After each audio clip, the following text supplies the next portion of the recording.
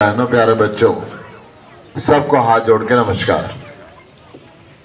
सबसे पहले मैं लेट आया, इसके लिए माफ़ी मांग रहा हूँ हाथ जोड़ के। आज के कार्यक्रम के आयोजक सरपंच साहब, पूर्व सरपंच साहब और सारे आयोजकों को मैं बधाई देता हूँ। आपने बहुत सुंदर कार्यक्रम की आयोजन यहाँ पे किया, बड़ी संख्या के अंदर लोग आए। ये भारतीय जनता पार्टी नाम बदलने में तो बहुत विश्वास रखती है, परंतु काम करने में विश्वास नहीं रखती। इस क्षेत्र के अंदर बाढ़ ना आए, इस क्षेत्र की धरती को पानी की कमी महसूस ना हो, इसलिए कांग्रेस सरकार के समय में दादूपुर नरवी नहर का निर्माण करा गया था। परंतु हाईकोर्ट ने एक फैसला दिया कि जमीन का मुआवजा बाजार भाव पे दिया जाए, और खट्टर साहब को किसानों से दुश्मनी थी। बनी बनाई नहर को तुड़वा दिया, डी नोटिफाइड कर दिया, भाई मुआवजा नहीं देंगे, नहर हटा दो। और उसके बाद से हर साल बाढ़ आने लगी, हर साल तकलीफ होने लगी। हालांकि ये मामला केंद्र का नहीं है, राज्य सरकार का है। इस चुनाव के बाद कुछ दिनों बाद दूसरा चुनाव होगा, तब हम सब मिल के इसका प्रयत्न करेंगे कि नहर का निर्माण दोबारा हो, नोटिफाइड दोबारा हो, ताकि जो इस क्षेत्र में हर साल बाढ़ आ जाती है वो बाढ़ से लोग बच सके, लोगों को राहत मिल सके। दूसरी बात, आपने रेलवे लाइन के स्टॉपेज की बात की। ये लाइन 1903 की बनी हुई है। दिल्ली अम्बाला बाद में बनी है, पहले बनी है। अम्बाला चंडीगढ़ बाद में बनी है। ये मैं आपको विश्वास दिला रहा हूं। आपका डेलीगेशन लेके मैं रेल मंत्री को मिलूंगा खुद आपके सामने, और इसको हम दोबारा रुकवाएंगे। रेलवे स्टेशन पे धरना देने से बात नहीं बनेगी, जरूरत पड़ी तो संसद के अंदर धरना देंगे, ताकि देश देखे और ये काम हो। ये मैं आपसे वायदा कर रहा हूं।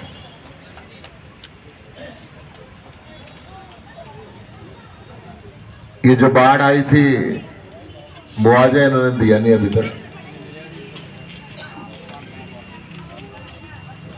इसको भी मैं राज्य सरकार को लिखता हूं तुरंत। इसमें कोई व्यक्ति मुझे थोड़ा सा ब्रीफ कर देगा कि कितने एकड़ लैंड यहाँ की डूबी बाढ़ में, कितने फसल का नुकसान हुआ, आप मुझे दे देना।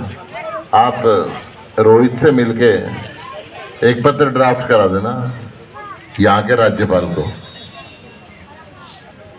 और यहाँ के मुख्यमंत्री दोनों को और देश के कृषि मंत्री को कि ये स्थिति है और ये मुआवजा दिया जाए। जब चुनाव के बीच में इन पे वजन भी पड़ेगा और इन चीजों को हम आगे बढ़ाएंगे।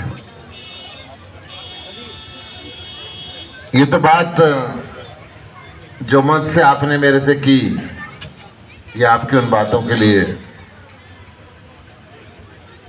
और मेरे साथ जो लड़का है, इसको नोट भी कर लें भाई, प्रोफेसर नरवाल।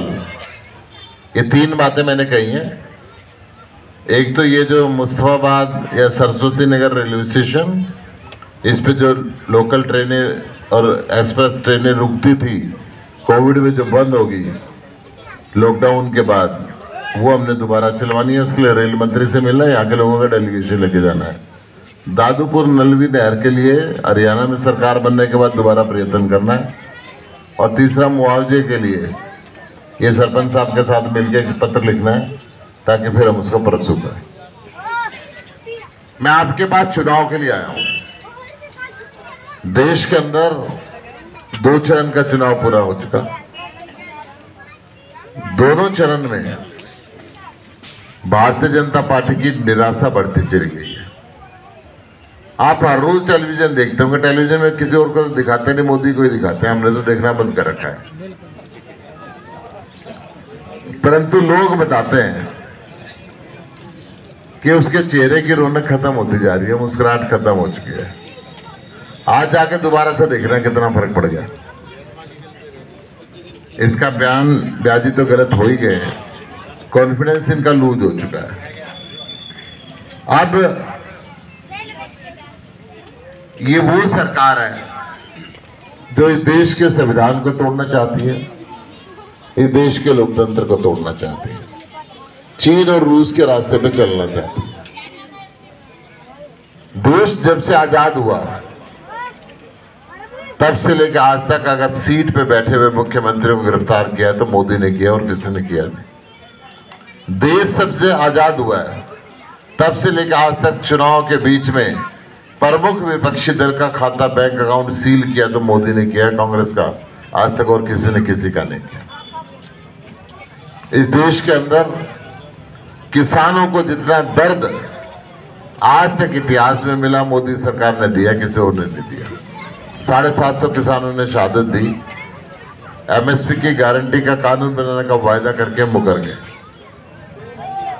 इस देश के अंदर महिलाओं का जितना निरादर मोदी सरकार ने किया इतना आज तक किसी ने नहीं किया। मणिपुर के अंदर 1.25 साल बहन बेटियों के साथ नंगा नाच खेला जाता रहा।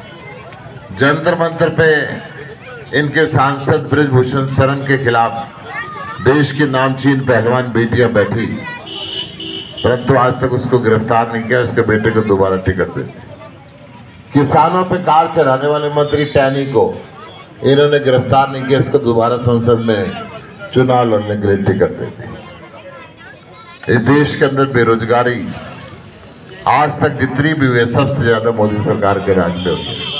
हरियाणा के अंदर हर घर के अंदर पढ़ा लिखा बेटा बेटी बेरोजगार बैठे, या अपराध के रास्ते में चले गए, नशे के रास्ते में चले गए, डिप्रेशन का शिकार होके कोई और रास्ता चुन लिया, या अपनी पुश्तैनी जमीन बेच के विदेश जाने लगे ढंग के रास्ते से। इस देश के अंदर इतनी महंगाई मोदी सरकार के टाइम पे पहले कभी नहीं हुई। इस 10 साल के अंदर 400 रुपये वाला सिलेंडर 1100 रुपये का हो गया, 40, 45, 50 रुपये वाला डीजल पेट्रोल 90 रुपये पार कर गया, डॉलर की कीमत भी 100 रुपये करीब हो गई। ये जो स्थिति है बद से बदतर होते जा रही है। सारे व्यापारियों को ईडी से डरा के रखते हैं। जितने सरकारी कर्मचारी, सरपंच, लंबरदार, आंगनवाड़ी वर्कर, मनरेगा मजदूर, कोई भी इस सरकार के पास इंसाफ मांगने गया, इन्होंने डंडे से कमर लाल करके दी। ये वो सरकार है जो एक पेंशन मिलती थी ओल्ड पेंशन स्कीम, उसको भी बंद कर दिया।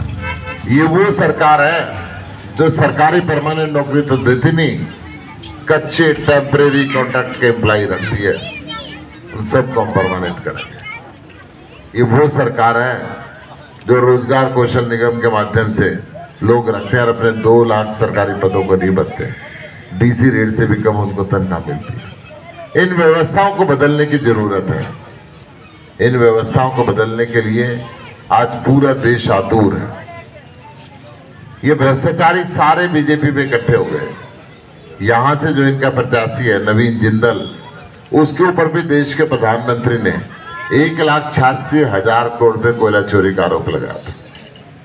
आज हर गांव के अंदर उसके जाना मुश्किल हो रहा है, लोग विरोध कर रहे हैं। पिछले 10 साल के अंदर बाढ़ आई तो वो नहीं आया, कोरोना आया तो वो नहीं आया, शादी हुई किसी के नहीं आए, मौत हुई तो नहीं आई, किसी के पास फोन नंबर नहीं दिया।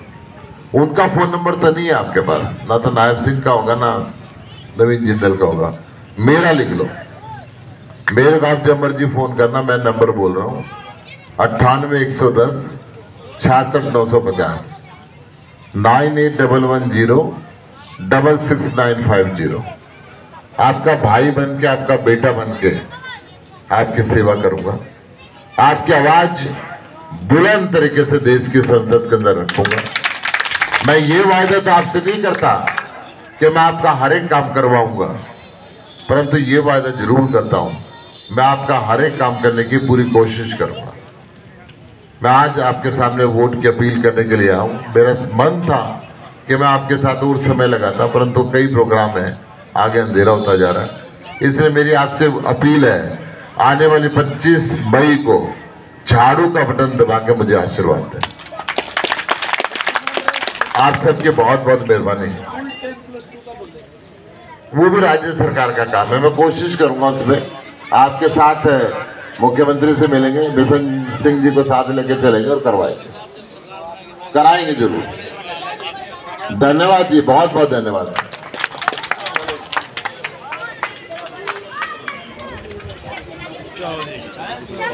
देखिए, इस जनसभा में हमारी टीम के